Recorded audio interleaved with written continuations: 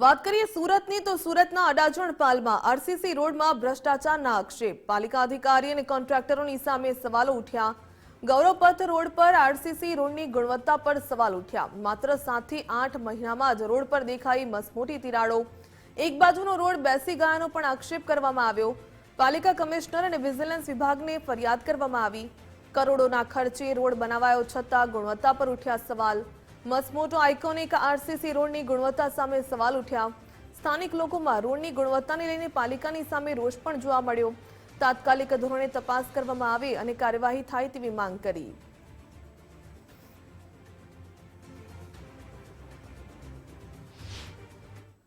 સુરત મહાનગરપાલિકા દ્વારા દર વર્ષે કરોડોના ખર્ચે જે રોડ રસ્તાઓ છે તે તૈયાર કરવામાં આવે છે। વાહન ચાલકોની સુખાકારી અને સગવડતા માટે આ રોડો તૈયાર કરવામાં આવે છે। કોન્ટ્રાક્ટર દળને ઇજારો આપવામાં આવે છે, પરંતુ રોડ કઈ ગુણવત્તાના બનાવવામાં આવે છે તેની વાસ્તવિક તસવીરો આપને બતાવવાનો પ્રયત્ન કરીશું। હાલ આપણે જ્યાં ઊભા છે સુરતના અડાજણ પાલ વિસ્તાર છે કે જ્યાં ગૌરવપથ રોડ ઉપર આરડી આહિર સર્કલ આવેલ છે અને અહીંથી એક વિશાળ જે આઇકોનિક રોડ પસાર થાય છે અને આ આઇકોનિક રોડની ટૂંક જ સમયની અંદર અવદશા આ પ્રમાણેની જોવા મળી રહી છે અને તેને લઈને સ્થાનિક લોકોમાં ભારે રોષ છે। ત્યારે લોકો જોડે વાત કરીશું। આપનું નામ? મહેશ પટેલ। મહેશભાઈ, શું કહેશો, કઈ રીતની રોડમાં ગુણવત્તા?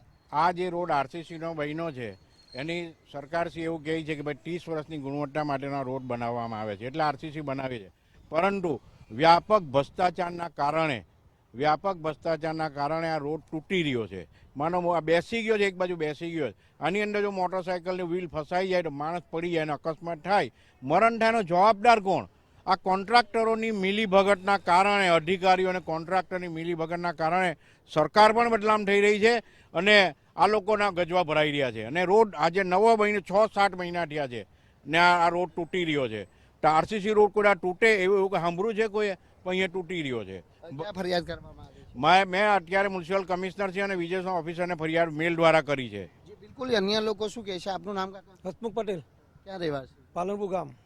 શું કહેશો, રોડની કઈ રીતની અવદશા? જે હમણાં મહિનો છે ને મમતા લગી આખો જ ફાટી ગયેલો છે। જો વધારે વરસાદ પડે ને તો પેલી સાઈડ પર આખું પડી જાય તો મોટી જાનહાનિ થાય એવું છે અને કોઈ ધ્યાન આપતું નથી। અને અહીંયા આગળ આવવા જવામાં કેટલી ગાડી તો સ્લીપ મારે છે અને બધાને તકલીફ પડે છે આવવા જવામાં। હો તો હવે હજુ હમણાં બન્યો રસ્તો, સિમેન્ટનો પાકો રસ્તો બનાવ્યો, પણ કોઈ કામ થતા નથી। બિલકુલ, આરસીસી રોડ તૈયાર કરવામાં આવ્યો છે અને એક બાજુનો જે રોડ છે તે બેસી ગયો છે, જેમાં આપ જોઈ શકો છો કે જે 3 આંગળ જેટલું જે ગેપ છે તે આ આરસીસી રોડની અંદર પડી રહ્યું છે। એટલે સ્પષ્ટ અહીં જે આરસીસી રોડ તૈયાર કરવામાં ક્યાંક કોન્ટ્રાક્ટરો દ્વારા વેઠ ઉતારવામાં આવી છે તેવા સીધા આક્ષેપ છે તે કરવામાં આવી રહ્યા છે।